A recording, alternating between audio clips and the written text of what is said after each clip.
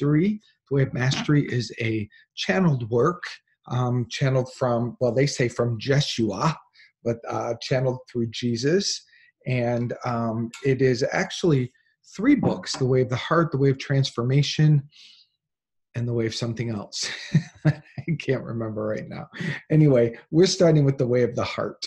And this is a small little blue book, just absolutely packed with simple, brilliant spiritual truths. The focus of the book is to help us become masters of our thoughts, of our emotions, of our lives, of our being, and to awaken to the magnificence that we are. That's the focus for tonight. One of the things we read last week in here was that the mind's job is to be, and they use these words, to be the stupid, to be the stupid servant of the heart.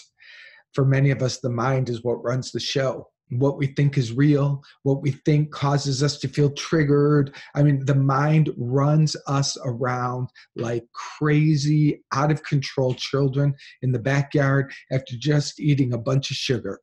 That's what the mind does to us. So to become free of that, oh my gosh, what would be possible? Well, let's see. That's what we're here for tonight. If you're here for the first time, thank you so much for joining us. You can jump in at any point. Don't worry about, oh, I don't have the book, or I don't know where we are. Anywhere you dive into this book, there's profound wisdom for us, and you're here at the perfect time in the perfect evening. So your job is to just enjoy. And if you don't have the book, but you're just showing up, we're going to read it, and you're going to just be able to listen to it. So it's all good. It's totally perfect.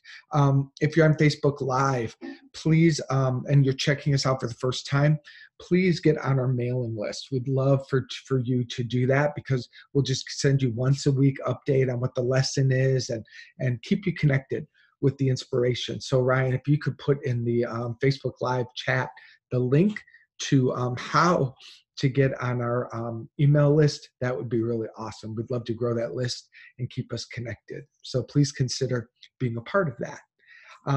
All right, let's begin with what we love to do, which is to center. Take some nice deep breaths, meditate for a little bit, and then I'll speak an opening blessing on our time together. So if possible, where you are, close your eyes and begin connecting with your breath, taking nice, slow, deep breaths through the nose. Exhaling through the mouth. Inhale through the nose. Feel the body expand and stretch as far as it can go with the breath, and hold it. Hold it there for a few seconds, and exhale through the mouth, relaxing the body even more, lengthening the spine, creating more space.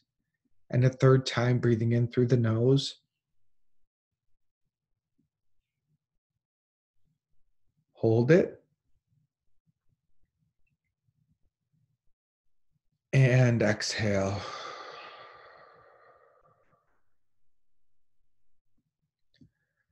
Continue to focus on the breath, following it, the inhale and the exhale, as we come together in the silence. If the mind wanders, when you notice it, just release the thought and return to the breath. We're going to be here for a good couple minutes. We're going to start expanding and stretching our meditation practice. It's important that this become longer and longer, more focused and more powerful. So join me, focus on the breath, let go of the thoughts.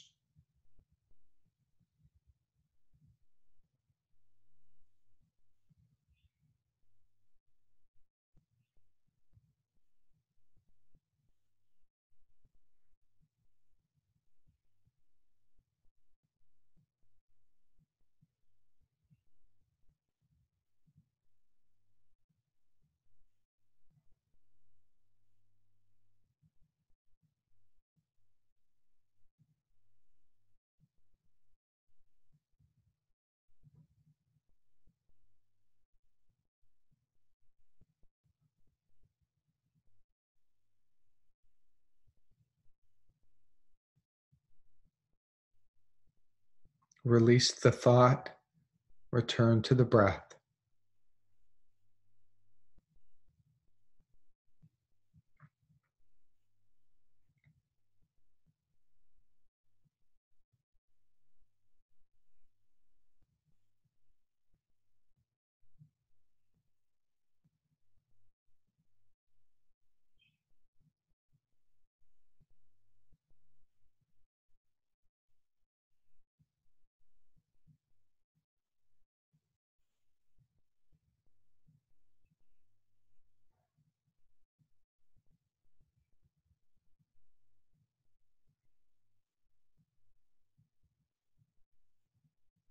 Release the thought.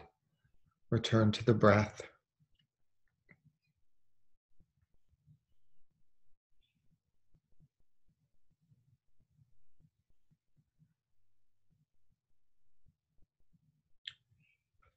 I'm going to speak a blessing over our gathering tonight, knowing that this presence of love, of light, that which I call God, the good with no opposite, is all that there is. There is no life outside of this life. One life, one power, one presence. It is eternal. It is my life. It is each of our lives. We are the expression of God's love. We are the extension of God's love. Breathe that in. Affirm either out loud or where you are in your mind, I am the extension of God's love. I rise up into the highest consciousness of oneness. I release all things unlike this truth. I am free. I'm grateful for this truth. I'm grateful for this gathering. I know that we are blessed, and so it is. Amen. All right. So I'm going to share my screen, and so we can read together our opening statement. This is actually at the beginning of the book, at the front of the book, but it's right here on the screen. And if you can read this out loud where you are, please do, adding your voice to it, or just follow along as I read it. And so we begin. I am wholly committed to awakening from the dream I've dreamt since the stars first began to appear in the heavens. And my one desire is to be only what God created. Right now, I lay at the altar of my heart with every breath, everything I think I know, everything I think I need. And I look lovingly upon every place that fear has made a home in my mind, and I allow correction to come. It will come. Regardless of how I experience it, it will come. And the day and the moment will arise, and all of my pain and fear and suffering will have vanished like a wind that pushes the foam of the wave away, revealing the clarity of the ocean beneath me. I will literally feel throughout my being that there never was a dream. Some memories might remain with me, and I will know that somewhere I must have dreamt a dream or had a thought of wondering what it would be like to be other than the way God created me. But it will be such a faint echo that it will leave no trace upon me. In my heart, I will smile gently regardless of the circumstances in which I find myself. There will be peace from the crown of my head to the tips of my toes, and that peace will walk before me wherever I go. It will enter a room before I enter it with a body, and those who are becoming sensitive will wonder who has come into their place. And some will even say, behold, I believe Christ has come for dinner, and I will be that one, for that is who I am, Christ eternal. And that is who you are, Christ eternal. And in this knowing, we begin to move into our reading for tonight, which is in, again, the way of mastery, the way of the heart. And if you've got the small book, we are starting on page 39 in the middle of the page. I tend to be a paragraph around where we left off last time, and I try to back up just to get us back in the flow. But for tonight, I'm going to start at the middle of page 39 where it says the world of conflict. So let's begin there. The world of conflict, fear, guilt, and unworthiness, and the world of the kingdom lie side by side within your own mind. The eye of the needle that one must pass through is the recultivation of the innocence of a child. It is for this reason that I often taught, become again as a little child to enter the kingdom. We're going to go back and do some work on that. The cultivation of the way of the heart is that pathway whereby you deliberately and consciously choose to become again as an innocent child, just as you were in the beginning before you ever created and then incarnated into this dimension of experience that seems to be so permeated by a sense of conflict and separation. So I want to back up a little bit and read this one sentence again. Whereby you deliberately and consciously choose to become again as an innocent child. So this book is saying to us that we have to make a conscious choice. Wherever you are in your mind, in your state of being, right now, are you willing to make a conscious choice to return? A deliberate, they're using big words, a deliberate, conscious choice to return to the mind of the child, to return to being like a child. And what does that mean? It means wonder. It means being open and teachable. It means being receptive. It means using your imagination. It means innocence. As children, we were innocent, so innocent. Some of us, that innocence was taken from us at an early age, but wherever it was taken, there was some point in time in your human experience where you were pure and innocent and free. And even before that, the spirit of your being is always that and will never be anything else. So to return to, it's a state of mind. That's what it means. It's a state of mind where you are innocent and curious and welcoming and happy, and you don't need anything of this world to make it different. You know, as a child, we go out in the backyard and grab a towel off the clothesline and grab some sticks and rocks and whatever was around, and we'd make ourselves a whole playground. We would easily and effortlessly enjoy what was there. That's another example of where we lose track, we lose connection to the childlike mind. We think we're missing something. We think we need something.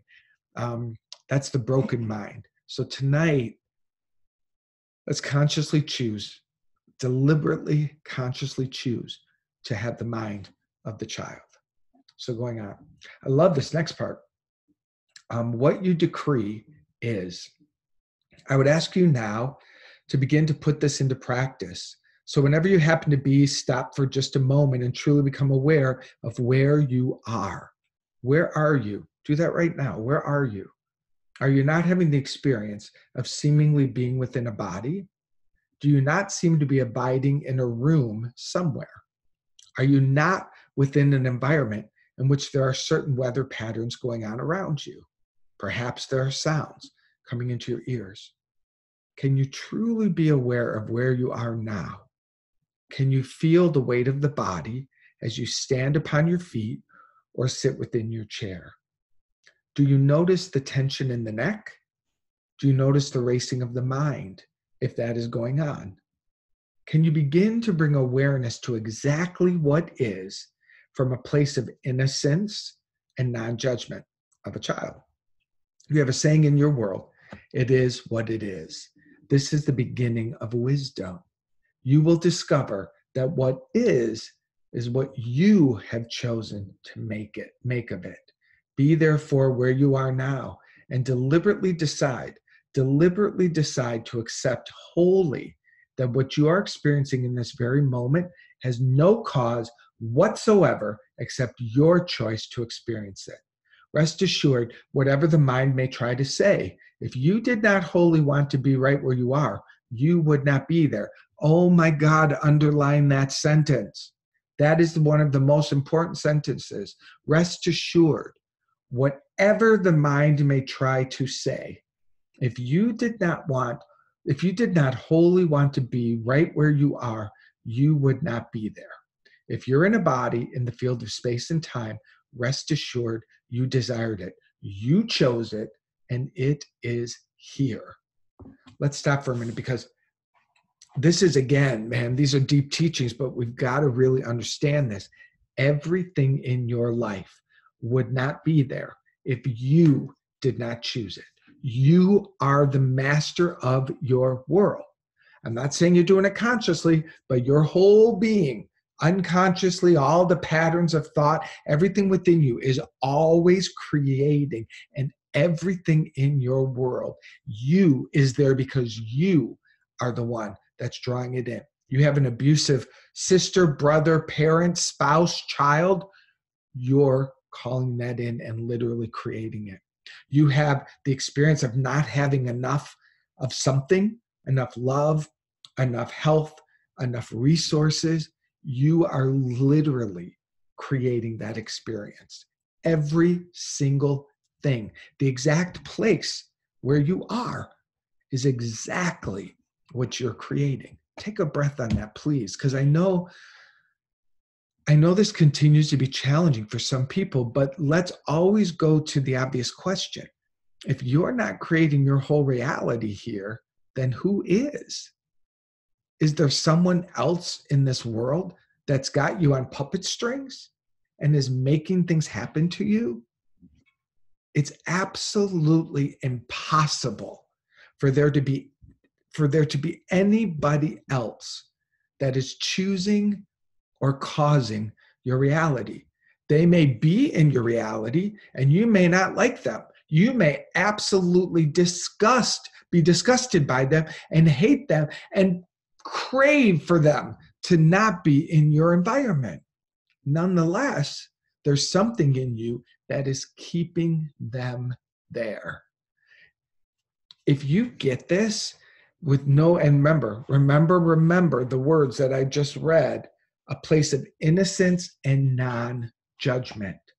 If you understand how powerful you are from a place of innocence and non-judgment, you have just become the master of your world, and you will begin to be able to learn how to move certain energies out of your creation, how to bring more of certain energies into your world. It's the matrix. Like, you will literally be like the wizard, woo, able to go, oh, I'll take more of that. That doesn't serve. I'm going to move that out. It's just going to be like shape shifting and moving energy and creating exactly what you want and desire.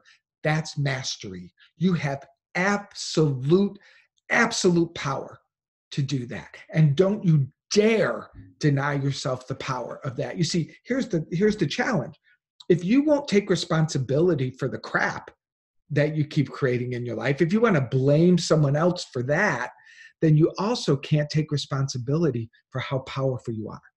People want to manifest big dreams. They want to have solutions. They want to bring things into their lives, but they won't take responsibility for the life they're having.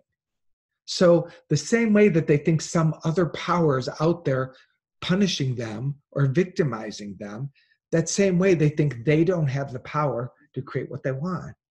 So the win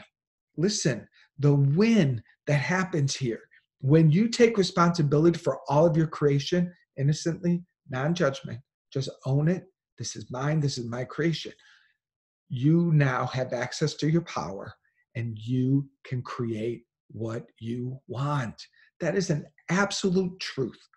And don't you dare tell yourself differently, and don't you dare believe anybody else who's still believing they're victims, who's still proving over and over and over that someone else is their problem. Don't even hang around with those people, and don't be one of those people. I'm getting bossy on you tonight. Don't be one of those people that thinks anybody else out there is your problem. I do it too. There are people in my life, and I can forget, and I can let them bother me, and I can tell other people what a pain in the ass they are to me, and I can get really convinced that they're my problem and that they need to change. And who loses? I do. I lose every time. High, holy teaching here. You're responsible for your world. It's your life, and you have the power to make it whatever you want. That's our hallelujah moment. All right. Where did I leave off? You have a saying in your world. I read that. Okay. Middle of page 41. Begin here. There's no need to judge it. Underline that. No need to ask it to be different. Double underline that. Just truly be aware of what is.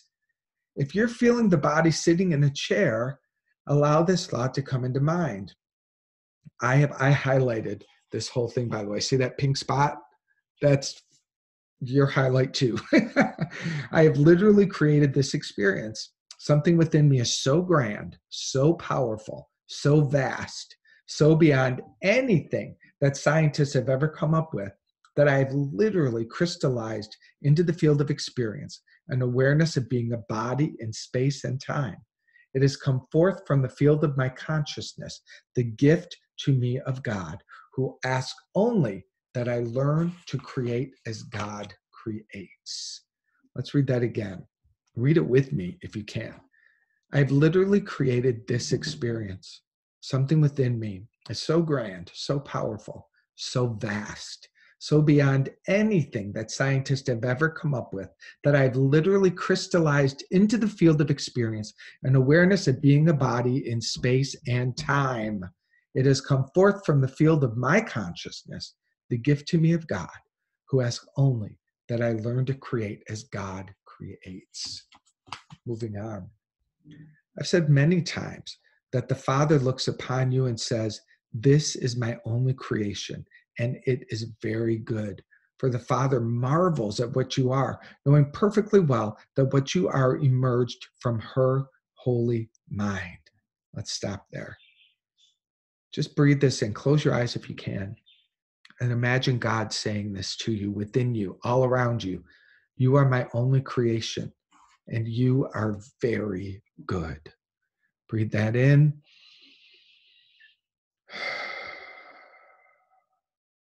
Say it within yourself. I am God's only creation, and I am very good. I am God's only creation, and I am very good. God created you in and out of itself. God's goodness extends forevermore, and you are the extension of this goodness, of this godness, of this spirit, of this love. This is what you are, and it's all that you are. Are you done making up shadow selves and then living in them and then fighting for them and then proving them over and over and over? You can literally lay that down tonight. Stop making up shadow images, puppets on the wall, hand puppets on the wall, any imagery that looks up. You're making up personas of yourself that are lies. And because you're such an amazing creator, because you're so powerful, you can make up a false, ugly self and then believe it. And then you can live in it. And then you can cause creation from it. That's how powerful you are. Or you can just cut the cord to it and send that fake self away.